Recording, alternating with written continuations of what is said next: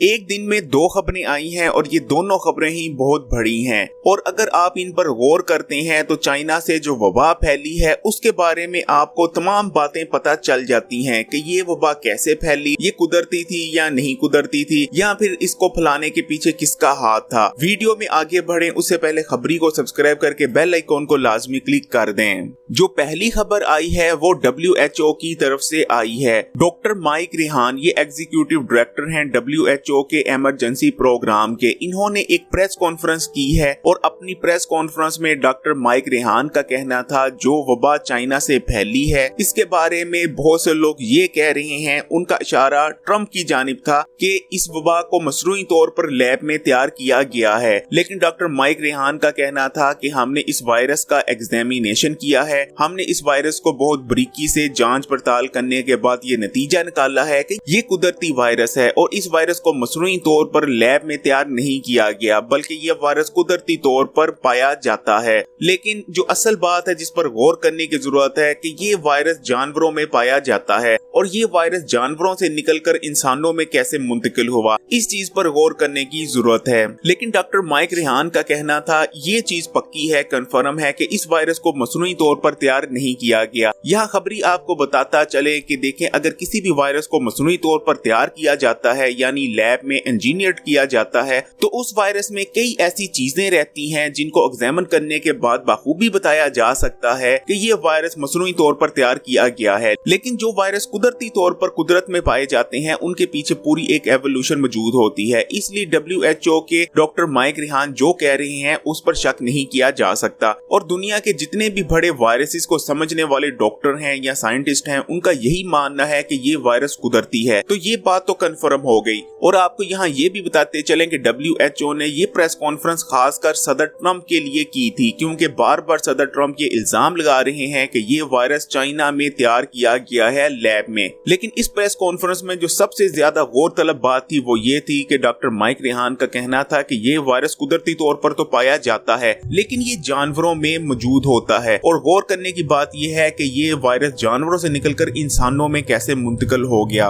आज के ही दिन जो दूसरी बड़ी खबर निकल कर आई है वो इसराइल से आई है। इसराइल का इंस्टीट्यूट है इंस्टीट्यूट फॉर बायोलॉजिकल रिसर्च यानी IIBR का कहना है कि उसने उस एंटीबॉडी की शिनाख्त कर ली है जो इस वायरस को तबाह करता है। यानी ऐसे तमाम लोग जो इस वायरस से रिकवर करते हैं उनकी बॉडी में जो एंटीबॉडी पैदा होता है उसकी शिनाख्त हो चुकी है। इसराइल के इस इंस्टीट्यूट का मजीद कहना था कि अब हम इस काबिल हो चुके हैं कि इस एंटीबॉडी को मसनूई तौर पर लैब में पैदा कर सकें और इस वायरस की वैक्सीन तैयार कर सकें और ये वैक्सीन इतनी मौसर होगी कि इस वैक्सीन को लेने के बाद ना तो आप इस वबा का शिकार बनेंगे और जिन लोगों को ये वबा लग चुकी है अगर उन लोगों को भी ये वैक्सीन दी जाएगी तो बहुत जल्द रिकवर हो जाएंगे। लेकिन जो गौरतलब बात है वो ये है कि जैसे ही इसराइल का इंस्टीट्यूट ये खबर रिलीज करता है मीडिया पर और सोशल मीडिया पर, पूरे इसराइल में एक चीज पर डिस्कशन होना शुरू हो जाती है कि इसराइल तो बहुत जल्द इस वबा की वैक्सीन तैयार करने जा रहा है। लेकिन ऐसे तमाम ममालिक जो इसराइल को नहीं तस्लीम करते या ऐसे तमाम ममालिक जो इसराइल से अच्छे रिलेशन नहीं रखते, हम उनको ये वैक्सीन ऐसे ही उठाकर नहीं देंगे बल्कि उनको सबसे पहले हमारे से मुज़ाकरात करने होंगे, हमारी शराइत माननी होंगी, हमें तस्लीम करना होगा, उसके बाद ही इन ममालिक को ये वैक्सीन दी जानी चाहिए। इसराइल में सोशल मीडिया पर ये ट्रेंड बन जाता है कि ऐसे तमाम ममालिक जिनमें पाकिस्तान भी शामिल है, जब तक ये ममालिक इसराइल को तस्लीम नहीं करते और इसराइल की शराइत नहीं मानते उनको ये वैक्सीन नहीं दी जानी चाहिए।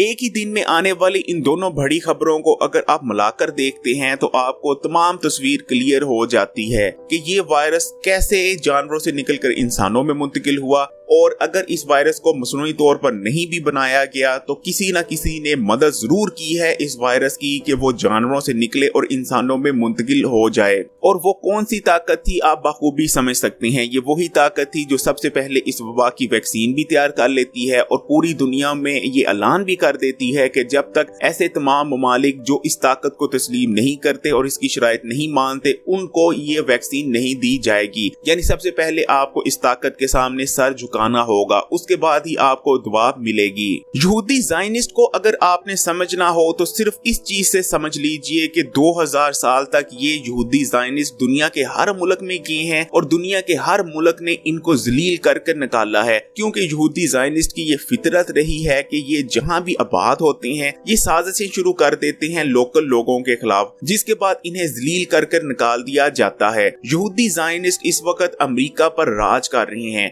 तो ये मुमकिन ही नहीं कि ये अमेरिका के वफादार हो जाएं, बल्कि यहूदी ज़ायनिस्ट अमेरिका के भी वफादार नहीं। और ये ग्रेटर इसराइल प्लान का एक हिस्सा है और यहूदियों का अकीदा है कि जब तक इसराइल सुपर पावर नहीं बनता उस वक्त तक इनका मसीहा यानी दजाल इस दुनिया में निकल कर नहीं आएगा। और जाहिरी बात है कि अगर इसराइल को सुपर पावर बनना है तो अमेरिका को बर्बाद होना होगा और ये इसी की तैयारियां हैं। और अगर आप देखते हैं कि इस वबा का सबसे बड़ा निशाना कौन बना है तो वो आप देख सकते हैं कि वो अमेरिका बना है। आप लोगों का क्या ख्याल है कि क्या इसराइल इस वैक्सीन को लेकर पाकिस्तान को ब्लैकमेल करेगा कि पाकिस्तान इसराइल को तस्लीम कर ले, या ऐसा कुछ नहीं होगा? अपनी राय का इजहार कमेंट्स में जरूर कीजिएगा, क्योंकि आपकी राय बहुत ज्यादा अहमियत की हामिल है। इस वीडियो को लाइक कीजिएगा, शेयर कीजिएगा और खबरी को सब्सक्राइब करके बेल आइकॉन को लाजमी क्लिक कीजिएगा।